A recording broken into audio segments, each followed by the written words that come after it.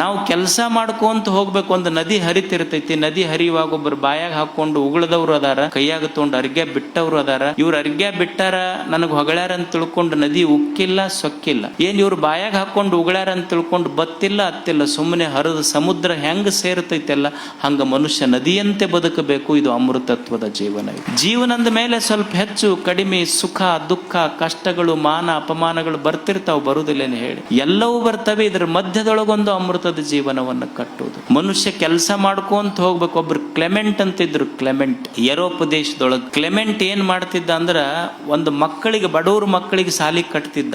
ಸಾಲಿ ಕಟ್ಟುವಾಗ ಯಾವನೋ ಒಬ್ಬ ವ್ಯಕ್ತಿ ಹತ್ರ ಹೋಗಿ, ನಾ ಬಡವ್ರ ಮಕ್ಕಳಿಗೆ ಸಾಲಿ ಕಟ್ತೀನಿ, ನನಗೊಂದ್ ಸ್ವಲ್ಪ ಏನಾರ ಸಹಾಯ ಮಾಡು ಅಂತ ಕೇಳ್ದ. ಕೇಳಿದ ತಕ್ಷಣ ಆ ಶ್ರೀಮಂತ ವ್ಯಕ್ತಿ ಇವ್ರ ಮಕ್ಕಕ್ಕೆ ಉಗುಳದ ತಕ್ಷಣ ಕ್ಲೆಮೆಂಟ್ ಕೈಯಾಗೆ ತನ್ನ ಕಿಶಾದಿಗಿನ ಖರ್ಚಿಪ್ ತಗೊಂಡು ಒರೆಸ್ಕೊಂಡು ಹೇಳದ್ನಂತ, ಉಗುಳಿದ್ದು ನನಗಾತು, ಮಕ್ಕಳ ಸಲುವಾಗಿ ಒಂದ್ ಸ್ವಲ್ಪ ಏನ್ರ ಕೊಡು, ಸಾಲಿ ಕಟ್ಟಬೇಕಾಗೈತ್ ನಂತ. ಇದು ಅಮೃತತ್ವದ ಜೀವನ. ಇದು ಅಂದ್ರೆ ಸೋಲುಗಳ ಮಧ್ಯೆ, ಅಪಮಾನಗಳ ಮಧ್ಯೆ, ನೋವುಗಳ ಮಧ್ಯೆ ಒಂದು ಜೀವನ ಕಟ್ಟುವುದಷ್ಟೇ. ಬರುವುದಿಲ್ಲೇನು, ಅಪಮಾನಗಳು ಬರ್ತಾವ, ನಿಂದೆಯ ಮಾತುಗಳು ಬರ್ತಾವ, ಸಹಿಸ್ಕೋಬೇಕಾಗ್ತದ ಜೀವನದಲ್ಲಿ. ಈಗ ಬರೋದು ಕಲ್ಲು ಹೊಡಿತಾರೆ. ಎದಕ್ ಕಲ್ಲು ಒಗಿತಾರೆ? ಜಾಲಿ ಗಿಡಕ್ಕೆ ಯಾರ ಕಲ್ಲು ಒಗದಾರ? ಕಲ್ಲು ಮಾವಿನ ಗಿಡಕ್ಕೆ ಒಗಿತಾರೆ. ತಿಳ್ಕೊಬೇಕು, ನಮಗೆ ಮಂದಿ ಬೈಯಾಕತ್ತಾರ ಅಂದ್ರೆ ನಾವು ಮಾವಿನ ಗಿಡ ಅಂತ ತಿಳ್ಕೊಬೇಕು, ಜಾಲಿ ಗಿಡ ಅಲ್ಲ ಅಂತ ನಿಶ್ಚಯ ಮಾಡಿಕೊಳ್ಳೋದಷ್ಟೇ. ಸೋಲಿನ ಮಧ್ಯದಲ್ಲಿ, ಅಪಮಾನದ ಮಧ್ಯದಲ್ಲಿ, ಕಷ್ಟದ ಮಧ್ಯದಲ್ಲಿ ಒಂದು ಸುಂದರವಾದ ಬದುಕನ್ನು ಕಟ್ಟಿಕೊಳ್ಳುವುದೇ ಜೀವನ್ಮುಕ್ತಾವಸ್ಥೆ.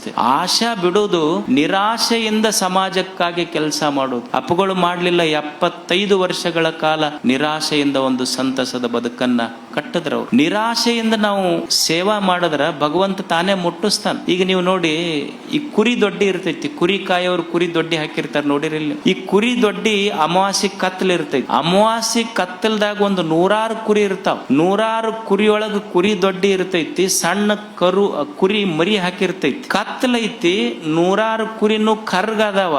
ಆದ್ರ ಮರಿಗೆ ಹಾಲು ಉಣಿಸಬೇಕಾದ್ರ ತಾಯಿ ಕತ್ತಲದೊಳಗ ಕರ್ಗನ ಮರಿಗೆ ಹೆಂಗ್ ಹುಡ್ಕೊಂಡು ಹೋಗಿ ಹಾಲು ಉಣಿಸಿ ಬರ್ತೈತಿ, ಹಂಗ ಸುಮ್ಮ ನಮ್ಮ ಕಾಯಕ ನಾವು ಮಾಡ್ಕೊಂತ ಹೋಗುದ್ರ ಫಲ ಬರುದಿದ್ರೆ ಹೆಂಗ ತಾಯಿ ತನ್ನ ಕರುವಿಗೆ ಮಲಿ ಉಣಿಸ್ತಲ್ಲ, ಹಂಗ ನಿಸರ್ಗ ಅನ್ನುವ ತಾಯಿ ನಮ್ಮ ಪುಣ್ಯದ ಫಲ, ಕಾಯಕದ ಫಲ ಕೊಟ್ಟೆ ಹೋಗಿಸ್ತೈತಿ, ಮುಟ್ಟಿಸೇ ಹೋಗಿಸ್ತೈತಿ. ಅದಕ್ಕಾಗಿ ಆಶೆಯಿಂದಲ್ಲ, ನಿಷ್ಕಾಮದಿಂದ ಸಮಾಜಕ್ಕಾಗಿ ಒಂದಿಷ್ಟು ಸೇವೆ ಮಾಡುವುದು. ಅಂಥ ಸೇವೆಯನ್ನ ಪರಮ ಪೂಜ್ಯರು 75 ವರ್ಷಗಳ ಕಾಲ ಈ ನಾಡಿನಲ್ಲಿ ಮಾಡಿದ್ದಾರೆ. ಅವರ ಸೇವೆ ಅನುಪಮವಾಗಿರುವಂತಹದ್ದು. ಬಾಲ್ಕಿ ಮಠ ಬಸವ ತತ್ವ, ಬಸವ ಸೇವೆ, ಸಮಾಜ ಸೇವೆಗೆ ಅದು ಇನ್ನೊಂದು ಸರಿಸಾಟಿ ಇಲ್ಲದಂತೆ ಈ ನಾಡಿನಲ್ಲೆಲ್ಲ ಕೆಲಸ ಮಾಡಿದೆ.